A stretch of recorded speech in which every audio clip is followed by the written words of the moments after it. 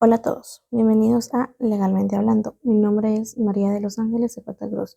En esta oportunidad abordaremos un tema de gran relevancia jurídico y financiero, el contrato de factoring.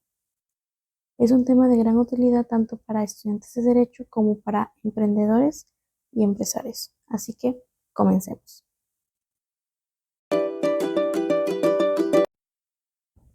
Bien, ahora nos preguntamos, ¿qué es un contrato de factoring?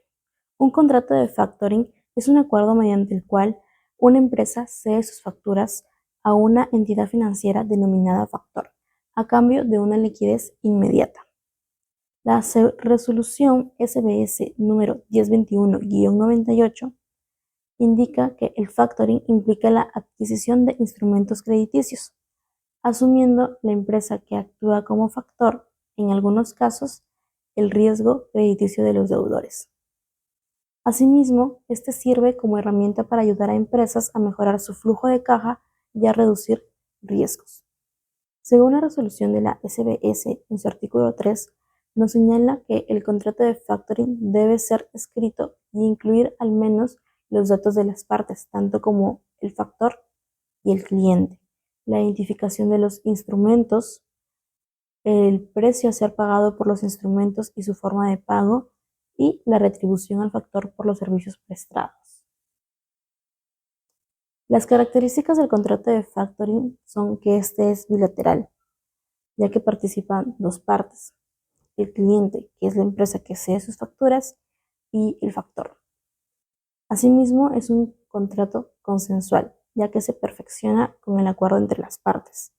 Es típico y nominado, ya que está regulado por normas como el Código Civil y resoluciones específicas, como lo venimos mencionando, la resolución de la SBS. Es conmutativo y oneroso, ya que ambas partes conocen las obligaciones y el factor cobra una retribución por sus servicios. Y tenemos también que es flexible, ya que puede incluir servicios adicionales como la gestión de cobranza y estudios de mercado.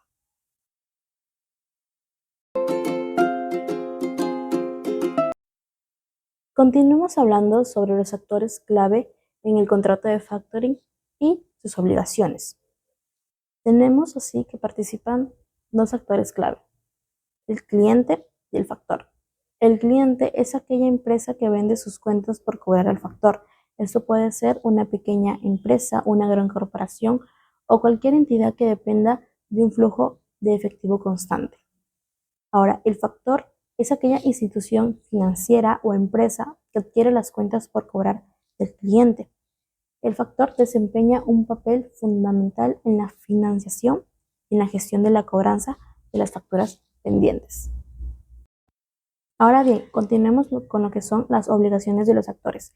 En cuanto a las obligaciones del factor, encontramos adquirir los créditos pactados, es decir, que el factor debe aceptar los instrumentos según las condiciones del contrato.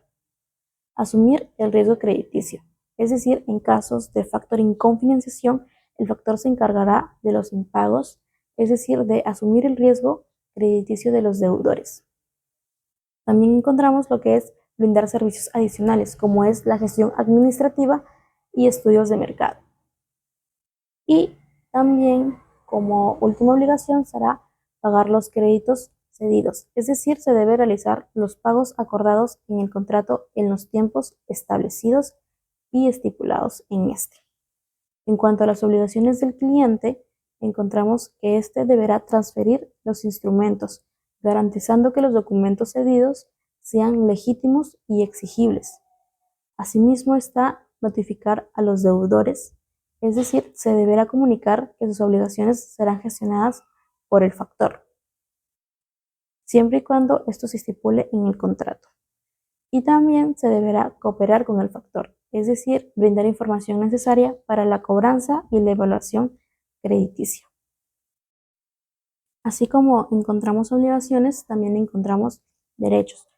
Los derechos del factor será que éste puede cobrar por sus servicios, ¿no? Que es incluir comisiones por cobranza y gestión administrativa. Asimismo es disponer de los créditos cedidos. Una vez adquiridos, el factor puede transferirlos o gestionarlos como considere. En cuanto a los derechos del cliente, este debe recibir el pago. Está en su derecho de exigir que el factor cumpla con los pagos en los tiempos pactados y asimismo exigir los servicios adicionales que se hayan acordado en el contrato.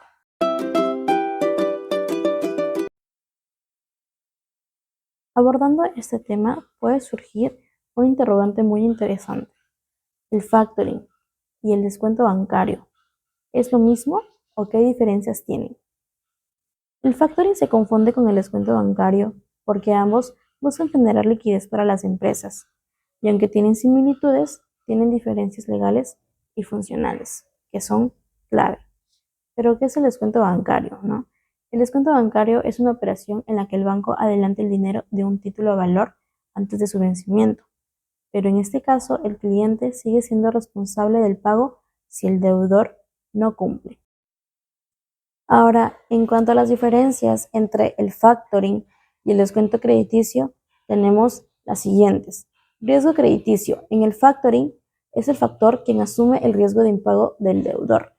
Por el contrario, en el descuento bancario, el cliente es quien asume el riesgo, ya que el banco puede exigir el pago si el deudor no cumple.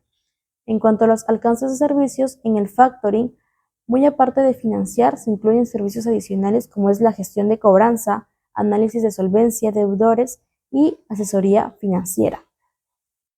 En cambio, el descuento bancario es puramente financiero, no se incluyen servicios administrativos o comerciales.